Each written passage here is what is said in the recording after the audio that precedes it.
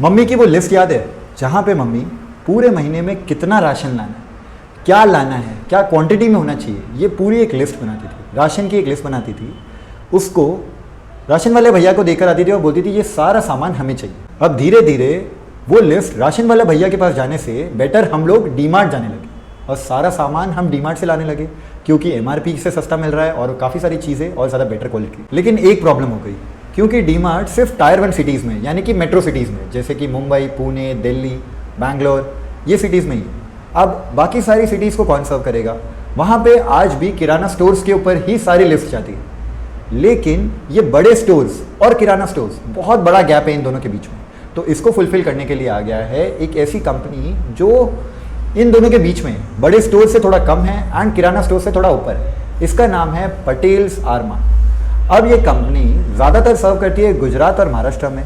Company form हुई थी 2008 में। कंपनी ने पहला स्टोर अंबरनाथ महाराष्ट्र में स्टार्ट किया एंड आज के दिन 2025 में इसके पास 43 स्टोर्स है। कंपनी वो सारा काम करती है जो डीमार्ट करती है, यानी कि food items, FMCG, general merchandise, apparel, ये सारे प्रोडक्ट्स को बेचने का काम। ज़्यादा मार्जिन तब आता है जब आप अपना प्रोडक्ट बेचो। अगर आपने देखा होगा अमेजॉन पे अमेजॉन बेसिक्स नाम की एक चीज़ है एंड साथ ही में डीमार्ट का ही प्रोडक्ट है, यानी कि वो लोग खुद ही इसको मैन्युफैक्चर कर रहे हैं एंड बेच रहे हैं। सेम पटेल्स आर्मार्ट भी करता है। ये मार्जिन बढ़ाने के लिए अपना खुद का प्रोडक्ट लेकर आया।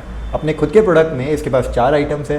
पहला आइटम है पटेल्स फ्रेश, यहाँ पे ये pulses and ready to cook item बेचता है। सेकंड आ गया पटेल्स एसेंशियल, यहाँ पे ये होम इंप्रूवमेंट आइटम बेचता है।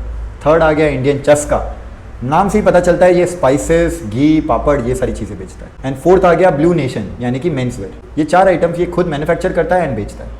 आज के दिन पे इसके पास 38 प्रोडक्ट्स एंड 10,000 प्लस SKUs।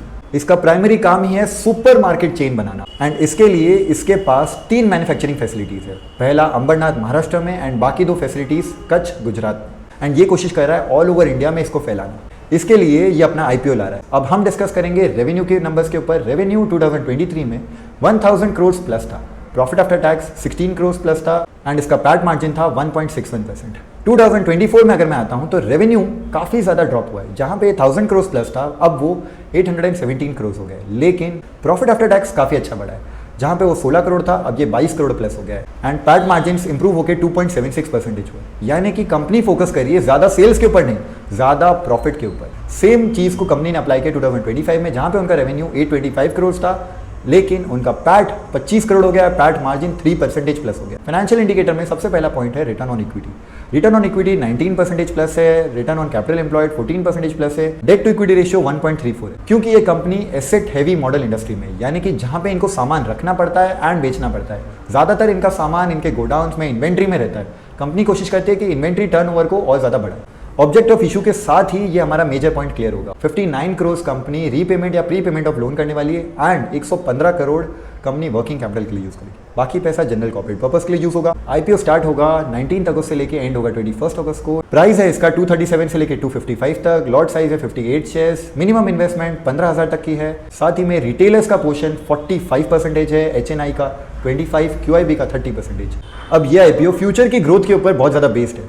अगर आपने कोशिश की डीमार्ट में इन्वेस्ट करने के लिए, जो कि 4,500 रुपये का शेयर है जिसका मार्केट कैप बहुत ज़्यादा है, उससे बेटर है कि आप ये IPO में पैसे लगा सकते हो। इन्वेस्टमेंट रिटर्न काफ़ी अच्छा आ सकता है।